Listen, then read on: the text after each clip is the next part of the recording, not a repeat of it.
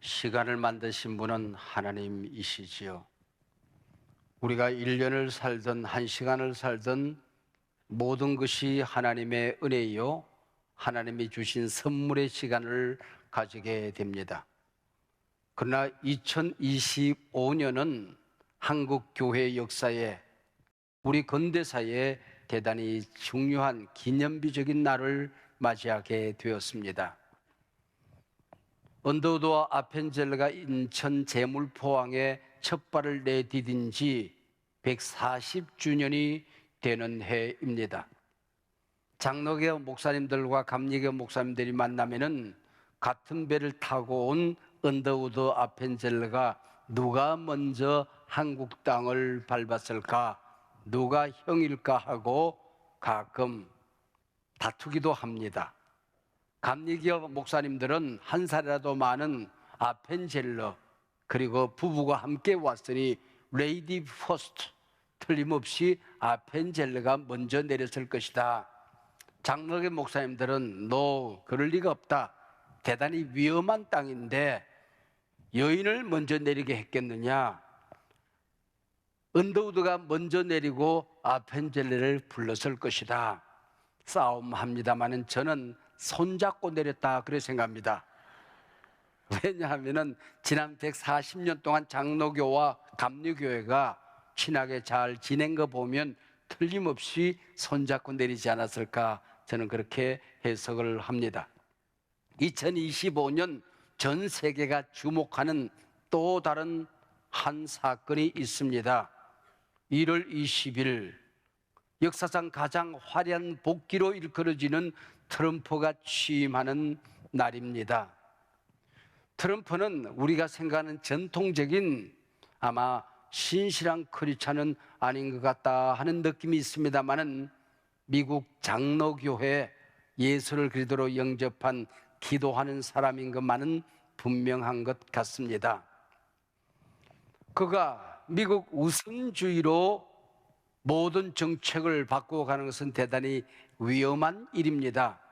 그러나 그의 장남이 트럼프가 선거 기간 중에 총알이 귓전을 스치던 그 무렵 한국에 와 있었습니다. 여의도 순복음교회에서 간증을 했지요.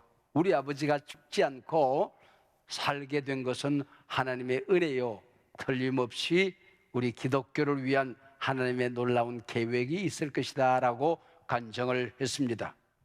미국의 복음주의 신자들이 트럼프 진영에 몇 가지 요구를 했습니다. 그리고 미국 복음주의 교회 성도들의 80% 이상이 트럼프에게 투표했습니다.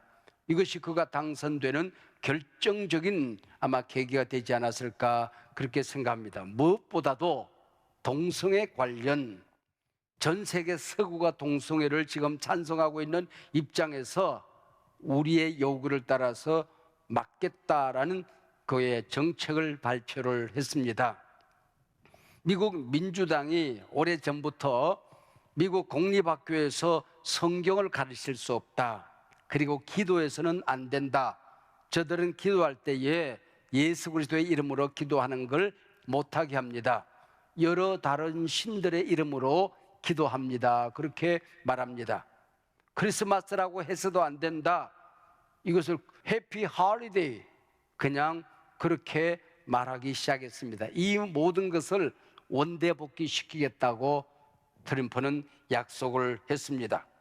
그리고 낙태 금지, 엄마의 권리뿐만 아니라 태아의 권리도 존중하겠다고 말하는가 하면은 마약 판매 사형, 아동 성범죄 사형, 청소년 성범죄 중형, 성은 남성과 여성 외에 사회적인 성을 인정하지 않겠다, 트랜스젠더 여성이 여성의 신분으로 스포츠 경기에 참여하는 것을 허락하지 않겠다, 군대 내에서 트랜스젠더를 금지하겠다, 부모의 동의 없이 어린아이를 성전환시키면 의료인을 중범죄로 다스리겠다고 정책을 발표했습니다.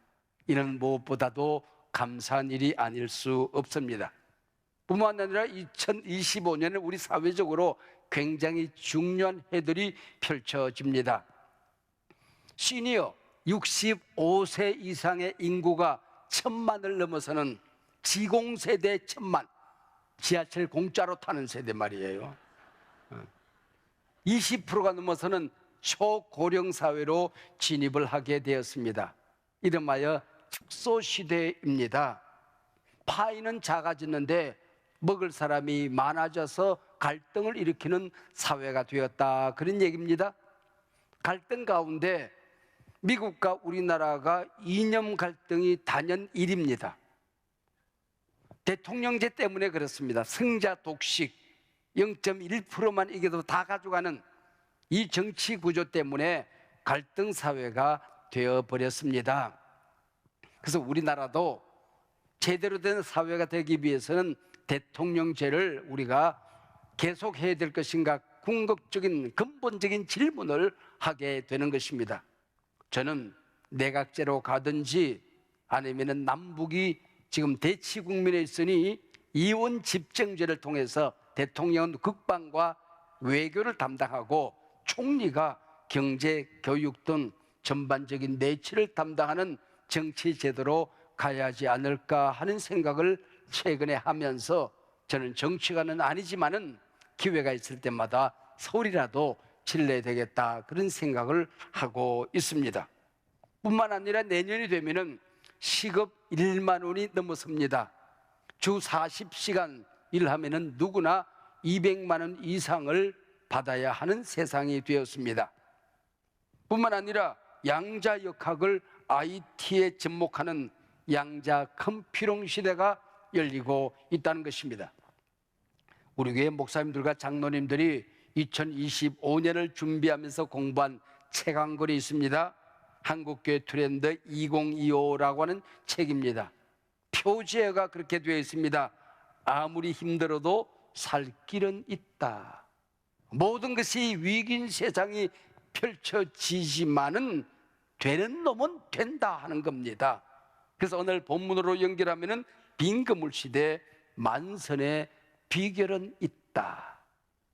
빈건물 시대, 위기 시대지만은 만선의 비밀은 있다 하는 말씀으로 오늘 설교를 하려고 생각합니다. 제가 교회에서 설교하고 밥 먹은 지가 지금 50년이 지났습니다.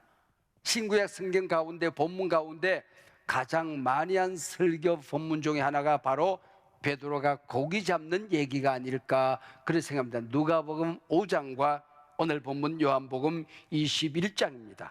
누가복음 5장은 예수님과 베드로 사이의 첫사랑의 기록이라면 오늘 본문은 예수님과 제자 사이의 끝사랑의 기록입니다. 요한복음 21장은 신구약 성경에 참 재미있는 장입니다. 왜냐하면 마태, 마가, 누가, 요한 복음서를 기록하고 결론이 요한복음 20장 30절과 31절로 끝납니다. 이 외에도 우리 주님이 행하신 기적과 그분의 역사를 기록하자면 하늘을 두루마리 삼고 바다를 먹물 삼아도 다 기록할 수 없다는 내용이 30절입니다. 그 다음에 이 복음을 기록하는 목적이 있다. 예수님은 하나님의 아들이시다. 그분은 메시아이시다. 그분이 구세주이시다. 그분을 믿어서 영생을 얻고 구원을 얻도록 하기 위해서 복음서를 기록한다고 끝을 맺습니다. 그 다음에 사도행전 교회 시대가 펼쳐지는 겁니다. 성령이 임하시고 폭발적인 역사가 일어나기 시작하는 것입니다. 그 중간에 아참 기록할 내용이 남아있네. PS 추신 그러고 기록하는 내용이 요한복음 21장입니다. 이게 바로 복음서와 사도행전을 연결하는 다리와 같은 말씀, 바로 요한복음 21장입니다. 시기적으로는 예수님이 부활하셨습니다. 승천하시기 전 40일을 보내는 이 어간에 있었던 일이지요.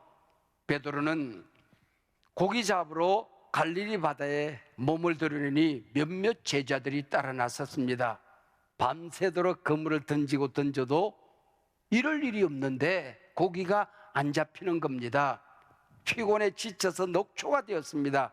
문득 생각나는 분이 있었을 것입니다.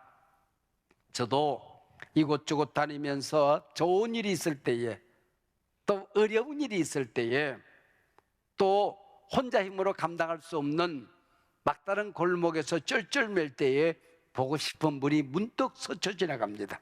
내 어머니 박원 권사님이십니다. 베드로도 이 시간 피곤에 지친 몸으로 보고 싶은 분이 누구시겠습니까? 예수님이시죠. 주님을 처음 만날 때 그 생각들이 주마등처럼 스쳐 지나가지 않았을까요? 그때 주님께서 짠 하고 나타나시는 겁니다. 베드로가 지친 상황을 본문 3절은 그날 밤에 아무것도 잡지 못하였더니 비극적인 기록을 남깁니다. 짠 하고 예수님이 나타나셔서 얘들아 고기 좀 잡았냐? 뭐 좀 있냐? 그랬더니 그 다음에 또 다른 비극적인 슬픈 기록이 성경에 남겨져 있습니다. 없나이다. 제자로서 실패한 베드로입니다. 그리고 고기 잡는 업으로서도 실패한 밤이었습니다. 그때 주님이 나타나시는 것입니다. 빈 그물 들고 당황할 때에 만선의 비밀을, 우리가 인생 살아가고 신앙생활할 때 내 영혼의 배가 비어져 갈 때에, 삶의 관계가 비어져 갈 때에, 사랑의 배가 비어져 갈 때에, 내 영성의 배가 빈 배로 빈 그물로 쩔쩔매고 있을 때에 만선의 비밀에 오늘 본문은 그렇게 기록합니다. 그물을 배 오른편에 던지라. 누가복음 5장에서는 깊은 데 그물을 내려 고기를 잡으라 그랬습니다.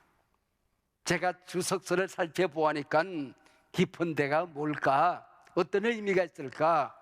배 오른편은 뭘까? 어떤 의미가 있을까? 여러 가지 학설과 여러 가지 설명을 덧붙입니다. 제 결론, 쓸데없는 소리. 이 그렇게 어려운 본문이 아닙니다. 불가능해 보이는 상황이지만은 주님이 말씀하시면 주님 계신 곳으로 돌아가라는 겁니다. 하나님이 살아 역사하시는 말씀으로 돌아가라는 겁니다. 그러면 만선하리라, 내 인생이 차고 넘치리라, 그 얘기지요. 고기는 밤에 잡는 겁니다. 낮에, 새벽에 잡는 게 아니죠. 그리고 그곳에 던져본 자리입니다. 뿐만 아니라 지금 돌아가고 싶은, 집에 가고 싶은 녹초가 된 몸입니다. 또 던지랍니다. 던질 수 있는 상황이 아니지요. 그물질에 관해서는, 고기 잡는 일에 관해서는 예수님보다도 베드로가 전문가입니다. 베드로는 베테랑 어부 출신입니다. 예수님은 직업이 목수입니다. 그것도 전직 목수, 현직 실업자입니다. 이런 분이 그물질에 관하여 이렇게 해라 저렇게 해라 순종할 수 있는 상황이 아니라는 거죠. 그러나 주님이 말씀하시면 던져보는 겁니다. 던지면 역사가 일어난다는 것입니다. 깊은 데가 아니라 길바닥에 던지라고 그래도 던져보는 겁니다. 오른편이 아니라 산꼭대기 던지라고 그래도 던지면 역사가 일어난다. 주님의 말씀이니까, 역사의 주인은 하나님이시니까 그 얘기지요. 번번이 사업에서 실패만 하던 송삼석이라고 하는 문구업을 하는 분이 계셨습니다. 실패를 하다가 오늘 본문을 읽었어요. 영감을 받았습니다. 자그마한 볼펜 한 자루를 만듭니다. 그게 모나미 153입니다. 오늘 본문에서 고기가 153마리 잡았잖아요. 그리고 기도합니다. 그 당시 인구가 30억 정도 됩니다. 하나님, 세계 인구 한 명당 2자루씩만 팔면 60억 개가 팔릴 것 같습니다. 60억 개 팔게 해주세요. 그리고 담대하게 배짱 좋게 기도했어요. 그리고 2년 전에 그가 별세했는데 모나미 153이 60억 개가 훨씬 더 팔렸습니다. 볼펜 업계에 기록을 남긴 것입니다. 여러분, 이게 믿음 만선의 비밀을 깨닫게 된 것이죠. 우리 주님 왜 오셨을까요? 인생 살다가 지칠 때가 있습니다. 누구도 나를 도와주지 않는 것 같은 쩔쩔매는 상황이 있을 때가 있습니다. 주님 말씀하셨습니다. 내가 너를 고아와 같이 버려두지 않겠다. 믿음의 길을 가면, 나를 믿고 의지하면 나는 세상 끝날까지 너와 함께한다. 고아와 같이 버려두지 않는다. 네 사명 기억해야 된다. 갈릴 바다에 그물질을 해야 될 사람이 아니고 너는 죄악의 파도가 넘실대는 예루살렘 거리에 복음 던지는 살아남는 어부가 되겠다고 너를 부른 것 아니냐. 사명 잊지 말고 살아라, 그 얘기지요. 내가 하나님의 사람이라면 내 영혼에 빈배로 살아가는 것 하나님의 뜻이 아닙니다. 병든 몸으로 살아가는 것도 하나님이 기뻐하지 않습니다. 관계에 실패하고 사랑에 실패하고 빈 그물들로 살아가는 것 하나님의 뜻이 아닙니다. 우리에게는 세상을 다스리는 물질 없는 권세가 있다 믿고 믿음으로 살아가는 것입니다. 주님께서는 빈 그물 채워주시기 위해서 오늘 우리에게 찾아오시는 것입니다. 근데 재밌는 사실은 베드로를 찾아오셔서 베드로야 그래야 맞지 않습니까? 베드로를 만났을 때 신앙 고백을 듣고 너는 이제는 시몬이 아니다, 갈 때가 아니야, 반석이야. 그리고 이름을 바꾸어 주었습니다. 3년 동안 부르던 이름을 포기하시고 지금 이 끝자락에서 베드로를 부릅니다. 시몬아, 그렇게 불러. 요한의 아들 시몬아, 갈 때 그렇게 부릅니다. 왜요? 주님은 나무라지 않습니다. 어린 여자 옆에서 나를 부인해? 맹세하며 부인해? 다 버려도 너는 나를 버리지 않겠다고 호언장담하더니 꼴 좋다. 나무라지 않았습니다. 시몬아, 이 한마디 속에 나는 연약한 모습 그대로 너를 사랑한다. 넘어지고 깨어진 모습, 피 흘리는 모습, 눈물 흘리고 우는 그 상태로 나는 너를 사랑한다. 지키려 너와 함께한다. 실패해도 좋다, 약해도 좋다, 없어도 좋다, 가난해도 좋다, 병들어도 좋다, 나는 너를 끝까지 지킬 것이다. 할렐루야. 시몬아 하고 부르는 것입니다. 빈그물 시대 만선의 비결이 무엇일까요? 결론은 차명합니다. 하나님의 말씀 들었으면 들은 말씀에 목숨을 걸라는 겁니다. 본질로 돌아가라는 겁니다. 세상이 어려울수록, 네 삶의 환경이 어려울수록 신앙 지키라는 겁니다. 말씀 받았으면 그 말씀 믿으라는 겁니다. 심어 보라는 겁니다. 순종하라는 겁니다. 21일 동안 은혜 받았으면 받은 애 붙들고 살아보는 겁니다. 주님 앞에 예배드리고 말씀 받았으면 그 받은 말씀 붙들고 지난 1년 동안 일마다 때마다 함께 하신 하나님 붙들고 주님 앞에 순종하고 목숨 걸고 말씀에 내 생명을 걸고 살아보라는 것입니다. 이게 만선의 비밀이시오. 지난달에 세계적인 미래학자 레너드 스윗 교수가 한국 땅에 왔습니다. AI 시대에 우리 신앙인들이 어떻게 살아야 되는가, 인공지능 시대 신앙이라고 하는 명강의를 남기고 갔습니다. 모든 사람들이 AI 시대에, 인공지능 시대, 디지털 르네상스 시대 머리 아파합니다. 부정적으로 염려만 하고 있습니다. 이제 초등학교 들어간 아이들이 핸드폰을 사는데 핸드폰 싸움 하느라고 교육할 시간이 없습니다. 저 가난한 나라에서도 핸드폰 때문에 행복지수가 뚝뚝 떨어진다며요. 네 시대인데 이 스위트 교수는 긍정적으로 해석을 합니다. 세상은 지금 삼킬 듯이 불타오르며 교회를, 신앙인들을 위협하고 있지만은 불은 불로 싸워라. 맞불 질러야 이긴다는 것입니다. 세상 불이 나를 향하여 음습해 올 때에 말씀의 불이 타오르게 하라는 겁니다. 살아 꿈틀거리게 하라는 것입니다. 내 안에 하나님의 말씀이 살아 역사하게 하라는 것입니다. 성령의 불을 지르는 것입니다. 성령 충만하지 않고는 살 수 없는 세상이 될 것이라고 하는 겁니다. 불은 불로 싸워라. 머리카락 하나에도 DNA가 살아 역사한다는 거예요. 머리카락 하나가 뽑아놓으면 내가 어떤 인간인지 이게 내 건지 아닌지 다 안다는 거예요. 여러분, 한 말씀이라도 여러분이 정확하게 그 말씀, 내 말씀으로 받아서 그 말씀에 생명을 걸면, 믿음으로 심으면 기적이 일어납니다. 우리나라가 참 가난했던 시절에 병들었지만은 병원 한 번 갈 수 없고 약국을 찾을 수 없던 이 가난한 시절에 조용기라는 젊은 목사가 신구약 성경 가운데 딱 한 절 나와요. 정신 기절도 아니에요. 근데 교인들을 사랑하는 하나님의 음성으로, 말씀으로 받은 거예요. 요한 3서 2절입니다. 얼마나 변두리 말씀입니까? 그러나 그 말씀을 선포해서 교단을 일으켰어요. 그 가난한 시절을 버텨내게 만들어 주었던 것입니다. 사랑하는 제야, 영혼이 잘된 같이 범사가 잘되고 강건하기를 원하라.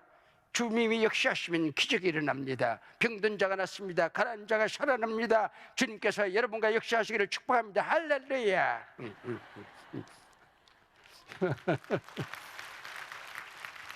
여러분, 오늘 우리 입장에서 보면은 번영신학이죠. 성공신학이죠. 그러나 오늘 입장에서 보니까 그렇지, 오늘은 오늘의 말씀이 있는 거예요. 그 당시에 주님이 주신 말씀인 줄로 믿고 선포한 것입니다. 한 말씀이 바로 이런 기적이 일어나게 되는 거예요. 여러분, 알고리즘이라는 게 참 무섭더라고요. 우리 손주가 예쁜 사진을 할아버지에게 보내요. 그럼 제가 유튜브에다가 그걸 칭찬을 해요. 예쁘다 그래요. 근데 제가 손주에게 예쁘다 예쁘다 반을 하니까 예쁘다가 알고리즘으로 뜨는 거예요. 딱 뜨는데 beautiful girl, 중국의 예쁜 여자, 브라질의 예쁜 여자 beautiful girl. 유튜브 누르기만 하면 beautiful girl. 나는 손주가 예쁘다고 그랬는데 알고리즘은 beautiful girl.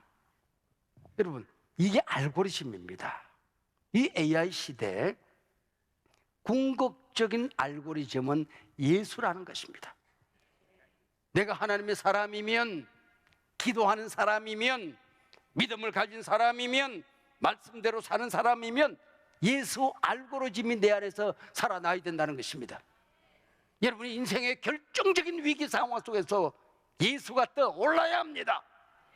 살고 싶지 않은 건물 꼭대기에서 올라서서 아래를 내다볼 때에 예수 알고리즘이 떠올라야 됩니다. 여러분들, 좋은 일이 있을 때에, 내 힘으로 얻을 수 없는 복된 일이 내 안에 일어났을 때에 예수 생각이 나야 한다는 것입니다. 자녀들을 향하여 눈물로 기도할 때에 예수 알고리즘이 살아서 작동되어야 한다는 것입니다. 우리 교회의, 한국 교회 여러분의 가정에 예수 알고리즘이 살아 역사해야 기적이 일어난다는 것입니다. 빈 건물 시대의 만선의 비결은 예수 알고리즘입니다. 하나님의 말씀이 선포되는 곳에는 기적이 일어나는 것입니다. 말씀은 하나님의 말씀입니다. 살아있습니다. 여러분, 우리나라가 너무나도 가난할 때에, 선교사들이 이 땅을 찾아올 때에 만주를 오고 가던 장사꾼들이 러스 목사님을 만나서 예수를 믿습니다. 그리고는 권서인이라는 이름으로 성경책만 한국 땅에 전하면 한국 땅은 산다. 이 하나님의 말씀을 조선 땅에 전하면 조선이 언젠가는 세계 역사 무대에 우뚝 서는 나라가 될 것이다. 내 백성들이 먹어야 되는 양식이 있다고 한다면 하나님의 말씀이다. 그래서 말씀을 전하러 생명을 거는 영국 성서교회로부터 권서인, 성경을 파는 사명을 가진 사람들이 있었습니다. 서상용과 이성화 같은 사람들입니다. 이성화가 제일 먼저 말씀을 들고 압록강을 건너 고려문으로 들어옵니다. 그러다가 발각이 되어져요. 성경을 가지고 들어오면 목이 달아나는 겁니다. 그래서 부득이하게 그 성경책을 압록강 도로 돌아가서 거기서 다 불태웁니다. 그리고는 죄를 가슴에 끌어안고 압록강으로 끌어 들어가는 겁니다. 그 죄를 바람에 흩날리고 뿌립니다. 바람아, 이 말씀의 죄를 조선 땅으로 불어 들어가게 하라. 압록강에 그 재를 뿌리면서 이 물을 마신 자마다 예수 믿고 구원을 받을지어다. 조선 땅 이 물을 마신 자마다 하나님의 백성이 될지어다. 그리고 뿌리는 것입니다. 여러분. 지난 세일에 동안 우리는 감사특밤을 가졌습니다. 감사특밤 21분의 말씀을 들었는데 결론은 한 가지예요. 인생 살다 보니 위기가 옵디다. 그 위기를 어떻게 맞이하느냐에 따라서 인생은 달라집니다. 견뎌내십시오. 포기하지 마십시오. 하나님은 살아계십니다. 하나님이 역사하십니다. 회복될 것을 믿고 기대하고 기도하며 기다리십시오. 25억의 빚을 지고 살았지만은 적어도 내가 혓바닥을 모래에 박고 죽어도 내 자식들에게만큼은 이 비극적인 내 인생살이를 알리지 않겠습니다. 10년을 버텨냈더니 금년에 세금만 25억 냈습니다 그러더라고. 그게 지난 21일 동안의 똑같은 간증 아닙니까? 여러분, 지난 1년을 보내면서 얼마나 힘든 일이 많이 있었습니까? 누구에게도 얘기할 수 없는 고통스러운 시간은 얼마나 많이 있었습니까? 이불을 뒤집어쓰고 울어야 되는 순간은 없었습니까? 홀로 주님의 이름을 부르며 살려달라고 애원한 적은 없으십니까? 여러분의 영혼이 비어져서 하나님 이러다 나 못 살아요 하는 순간은 없었습니까? 여러분, 주님은 살아계십니다. 여러분을 사랑하십니다. 여러분과 함께 하십니다. 말씀 받았으면, 은혜 받았으면, 간증 들으면 저건 내 말씀이야 붙들었으면 그 말씀에 생명을 거는 겁니다. 빈곤물이생 만선한 역사가 일어나게 될 것입니다. 언젠가는 나도 내 자식들 앞에 이 간증을 남길 수 있는 귀한 성도들이 되시기를 주의 이름으로 축원합니다.